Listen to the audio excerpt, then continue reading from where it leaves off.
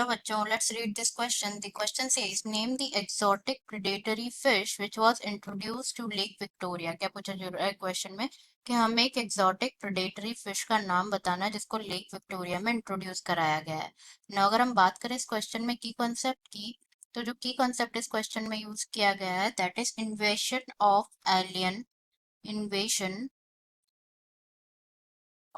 Alien species, invasion of alien species ना।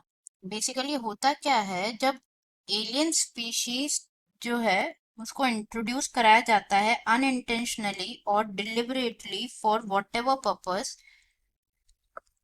तो उनमें से कुछ क्या होती है इनवेसिव हो जाती है, जो क्या कॉज करती है डिक्लाइन कॉज करती है और एक्सटिंक्शन कॉज करती है। जो इंडिजीनियस स्पीशीज मतलब जो लोकल स्पीशीज है वहां की, उसका एक्सटिंक्शन का रीजन बन जाती है। तो उन स्पीशीज को क्या कहा जाता है, एक्सोटिक और इंट्रोड्यूस्ड स्पीशीज कहा जाता है। व्हेन एलियन स्पीशीज मतलब बाहर से लाई हुई स्पीशीज, कोई डिफरेंट स्पीशीज सेम रीजन की नहीं,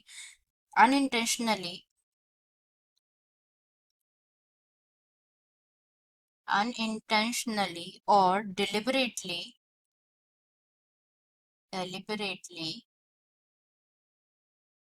for for whatever purpose, some of उनमें से कुछ क्या हो जाती है, some of them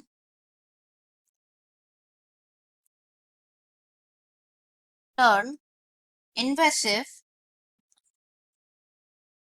invasive and it becomes the cause of, वो क्या बन जाती है, कॉज ऑफ डिक्लाइन और एक्सटिंक्शन एक्सटिंक्शन ऑफ इंडिजिनस और लोकल स्पीशीज, इंडिजिनस स्पीशीज उन्हें क्या कहा जाता है, एक्सोटिक स्पीशीज कहा जाता है। एक्सोटिक और इंट्रोड्यूस्ड स्पीशीज, एक्सोटिक और इंट्रोड्यूस्ड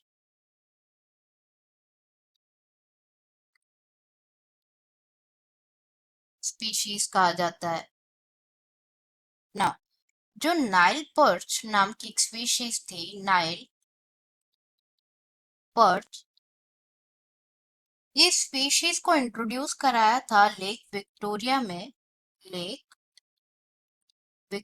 में इंट्रोड्यूस कराया था इन इन ईस्ट अफ्रीका, जिसकी वजह से क्या हुआ था, जो इकोलॉजिकली यूनिक जो वहां की 200 स्पीशीज थी सीशिल्ड फिश की, उनका मोर देन लाइक उनके एक्सटिंक्शन का रीजन बन गई थी वो।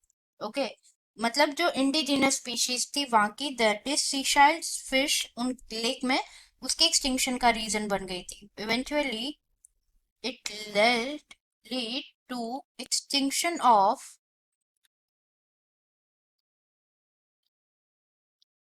unique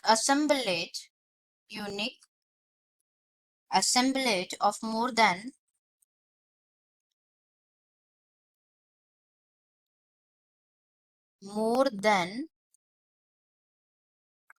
200 species of seashell fish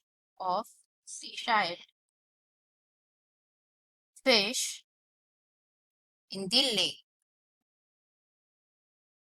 तो स्पीशीज का नाम क्या है जिसको लेक विक्टोरिया में इंट्रोड्यूस कराया था, the species name is Nile perch. Okay, I hope you understood it well, best of luck.